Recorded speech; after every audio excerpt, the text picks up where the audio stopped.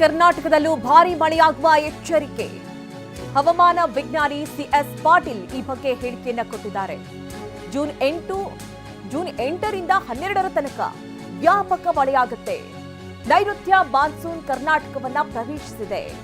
ಕರ್ನಾಟಕದಲ್ಲೂ ಭಾರೀ ಮಳೆಯಾಗುವಂತಹ ಎಚ್ಚರಿಕೆಯನ್ನ ಹವಾಮಾನ ವಿಜ್ಞಾನಿ ಕೊಟ್ಟಿದ್ದಾರೆ. ಸಿಎಸ್ ಪಾಟೀಲ್ ಅವರು ಈ ಬಗ್ಗೆ ಮಾತನಾಡಿದ್ದಾರೆ. ಜೂನ್ 8ರಿಂದ 12ರ ತನಕ ವ್ಯಾಪಕವಾಗಿ ಮಳೆಯಾಗುತ್ತೆ. ಯಾಕಂದ್ರೆ ನೈಋತ್ಯ ಮಾನ್ಸೂನ್ ಕರ್ನಾಟಕವನ್ನ ಪ್ರವೇಶಿಸಿದೆ. ಈಗಾಗಲೇ ನೋಡ್ತಾ ಇದ್ದೀವಿ, ಕರಾವಳಿ ಭಾಗಗಳಲ್ಲಿ ಈಗಾಗಲೇ ಮಳೆ ಆಗ್ತಾ ಇದೆ. ಭಾರೀ ಗಾಳಿ ಸಮೇತವಾಗಿ ಮಳೆ ಆಗ್ತಾ ಇರುವಂತಹ ಕಾರಣದಿಂದಾಗಿ ಹಲವು ಕಡೆಗಳಲ್ಲಿ ಬಹಳ ಕಟ್ಟೆಚ್ಚರವನ್ನು ವಹಿಸಲಾಗಿದೆ. ಅದರಲ್ಲೂ ಉತ್ತರ ಮತ್ತು ದಕ್ಷಿಣ ಒಳನಾಡಿನ ಜಿಲ್ಲೆಗಳಲ್ಲಿ ಹಲವು ಕಡೆ ಹೆಚ್ಚಿನ ಮಳೆ ಆಗ್ತಾ ಇರೋದನ್ನ ನಾವು ಗಮನಿಸ್ತಾ ಇದ್ದೀವಿ. ಬೆಂಗಳೂರಿನಲ್ಲೂ ಕೂಡ ಜೂನ್ 8ರಿಂದ 11ರ ತನಕ ಸಾಧಾರಣ ಮಳೆ ಆಗುವಂತಹ ಎಚ್ಚರಿಕೆಯನ್ನ ಹವಾಮಾನ ತಜ್ಞರು ಕೊಟ್ಟಿದ್ದಾರೆ. ನಾನು ಮುಂದಿನ 5 ದಿನಗಳವರೆಗೆ ಕರ್ನಾಟಕ ರಾಜ್ಯದ ಹವಾಮಾನದ ಮುನ್ಸೂಚನೆಯನ್ನು ಸಂಕ್ಷಿಪ್ತವಾಗಿ ವಿವರಿಸುತ್ತೇನೆ.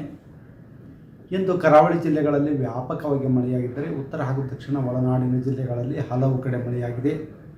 ಪ್ರಮುಖವಾಗಿ ಉತ್ತರ ಕನ್ನಡ, ಉಡುಪಿ, ಬೆಳಗಾವಿ, ಕೊಪ್ಪಳ ಜಿಲ್ಲೆಗಳ ಕೆಲವು ಕಡೆ ಭಾರೀ ಮಳೆಯಾಗಿದೆ.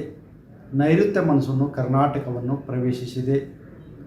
ಕರಾವಳಿ ಜಿಲ್ಲೆಗಳಲ್ಲಿ ಜೂನ್ 8ರಿಂದ ಜೂನ್ 12ರವರೆಗೆ ವ್ಯಾಪಕವಾಗಿ ಮಳೆಯಾಗುವ ಹೆಚ್ಚಿನ ಸಾಧ್ಯತೆ ಇದ್ದು, ಉತ್ತರ ಹಾಗೂ ದಕ್ಷಿಣ ಒಳನಾಡಿನ ಜಿಲ್ಲೆಗಳಲ್ಲಿ ಹಲವು ಕಡೆ ಮಳೆಯಾಗುವ ಹೆಚ್ಚಿನ ಸಾಧ್ಯತೆ ಇದೆ. ಉತ್ತರ ಕನ್ನಡ, ಉಡುಪಿ ಹಾಗೂ ದಕ್ಷಿಣ ಕನ್ನಡ ಜಿಲ್ಲೆಗಳ ಕೆಲವು ಕಡೆ ಭಾರೀ ಹಾಗೂ ಅತಿ ಭಾರೀ ಮಳೆಯಾಗುವ ಸಾಧ್ಯತೆ ಇದ್ದು